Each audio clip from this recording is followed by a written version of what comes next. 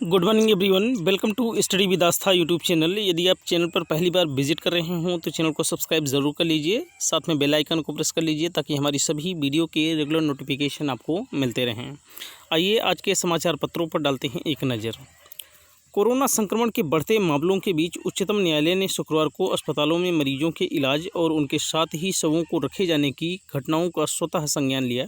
ऐसे मामले को भयावह बताते हुए कोर्ट ने केंद्र और दिल्ली, महाराष्ट्र, तमिलनाडु, पश्चिम बंगाल को फटकार लगाते हुए मरीज प्रबंधन पर रिपोर्ट मांगी। कोर्ट ने कहा कि देश की राजधानी में शवों के साथ जानवरों से भी बदतर सलूक किया जा रहा है, यह काफ़ी डरावना है। कोर्ट ने दिल्ली सरकार से कहा कि अस्पतालों में हर जगह शव फैले हुए हैं और लोगों का उसी जगह पर इलाज भी किया जा रहा है। कोर्ट ने कहा दिल्ली में रोजाना जांच 7,000 से घटकर 5,000 तक पहुंच गई है। कोर्ट ने दिल्ली सरकार से पूछा कि जांच क्यों घटा दी, जबकि मुंबई और चेन्नई जैसे शहर रोज 17,000 तक जांच कर रहे हैं। राज्य की ड्यूटी है कि जांच में बढ़ोतरी करें।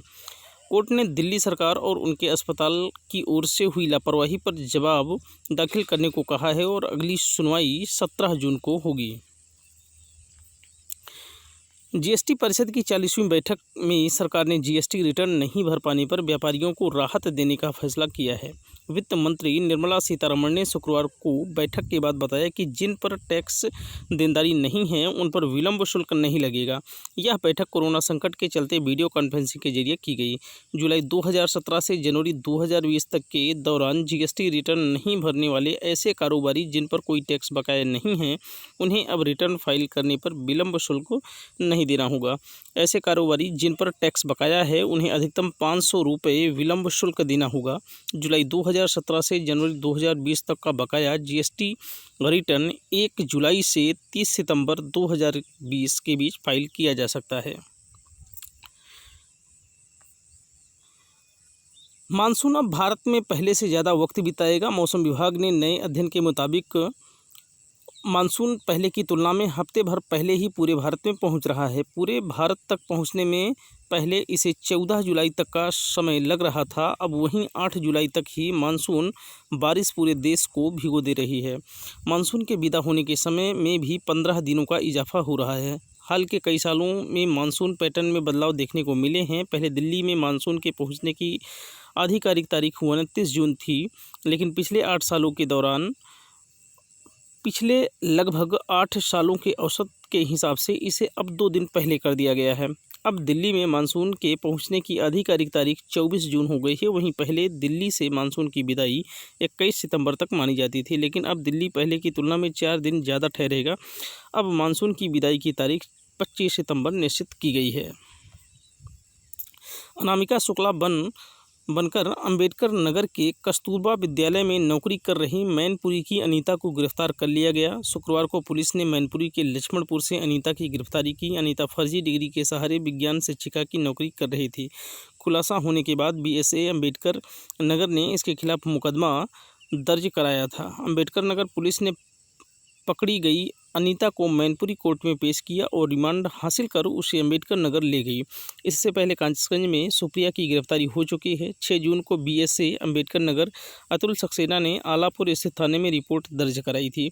जानकारी दी गई थी कि आलापुर कस्तूरबा विद्यालय में अनामिका शुक्ला के नाम से मार्च 2019 में फर्जी नियुक्ति हुई थी। जाँच में इस बात का खुलासा हुआ है। 69,000 सहायक शिक्षक भर्ती मामले में राज्य सरकार को हाईकोर्ट की लखनऊ बेंच से बड़ी राहत मिली है। न्यायालय ने सरकार की 3 अपीलों को सुनवाई के लिए मंजूर करते हुए एकल पीठ के 3 जून के आदेश पर अपने अगले आदेश तक रोक लगा दी है। न्यायालय ने सरकार को भर्ती प्रक्रिया जारी रखने की अनुमति दे दी है। हालांकि सुप्रीम कोर्ट के 21 मई और 9 जून के शिक्षा मित्रों से जुड़े आदेशों के मद्देनज़र 37,339 पदों को छोड़कर बाकी पदों पर ही भर्ती प्रक्रिया हो सकती है। मुख्यमंत्री योगी आदित्यनाथ को बम से उड़ाने की एक बार फिर धमकी दी गई है। इस बार भी धमकी प्रदेश पुलिस की आपात सेवा 112 के व्हाट्सएप नंबर पर आई है। पुलिस उस नंबर की जांच पड़ताल में जुट गई है जिससे यह धमकी आई है। मैसेज में मुख्यमंत्री आवास के अलावा प्रदेश में 50 अलग अलग स्थानों पर बम विस्फोट करने की धमकी भी दी गई है। यूपी 112 की बिल्डिंग को भी उड़ाने की धमकी दी गई है। मैसेज मिलने के बाद मुख्यमंत्री आवास और आसपास सघन जांच कर सुरक्षा कड़ी कर दी गई है। विभाग के अधिकारियों ने आपात बैठक कर मुख्यमंत्री के साथ साथ उनके कार्यालय और आवास की सुरक्षा व्यवस्था की समीक्षा की। मुख्यमंत्री योगी आदित्यनाथ ने अंतर्राष्ट्रीय बाल श्रम निषेध दिवस पर कामकाजी बच्चों के लिए बाल श्रमिक विद्या योजना का शुभारंभ किया। उन्होंने कहा कि यह एक कंडीशनल कैश ट्रांसफ़र योजना है। इसका उद्देश्य कामकाजी बच्चों को बाल श्रम से अलग कर शिक्षा से जोड़ना है। देश में कामकाजी बच्चों की शिक्षा देने के लिए यूपी ऐसी योजना लागू करने वाला एकमात्र राज्य है। इस योजना में बालक को प्रति माह 1000 रुपये तथा बालिकाओं को 1200 रुपये देने का प्रावधान किया गया है। साथ ही ऐसे बच्चों द्वारा कक्षा 8, 9 व 10 उत्तीर्ण करने पर प्रतिवर्ष 6000 रुपये की अतिरिक्त प्रोत्साहन धनराशि दिए जाने की व्यवस्था है।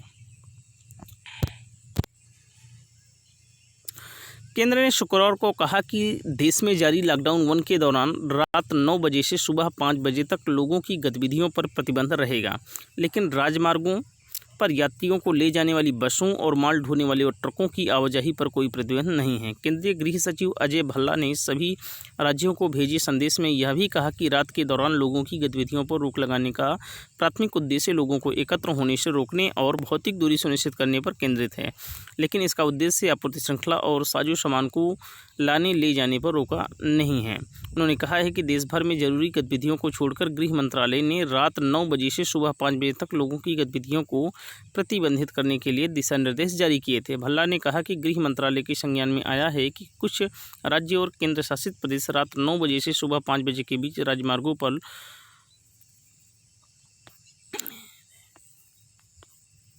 हिंद प्रशांत क्षेत्र में करीब 3 साल में पहली बार 3 अमेरिकी विमानवाहक पोत गश्त कर रहे हैं, जो अमेरिका और चीन के बीच बढ़ते तनाव से प्रभावित क्षेत्र में अमेरिकी नौसेना के बड़े शक्ति प्रदर्शन को दर्शाता है और इस बात का संकेत भी है कि नौसेना कोरोना के प्रकोप के बुरे दिनों से उबर गई है। नौसेना के क्रूजर, विध्वंसक पोतों, लड़ाकू विमानों और अन्य विमानों के साथ असामान्य तरीके से 3 युद्धपोत ऐसे समय में एक साथ नजर आए हैं जब अमेरिका ने कोरोना से निपटने के चीन के तौर तरीकों की आलोचना तेज कर दी है।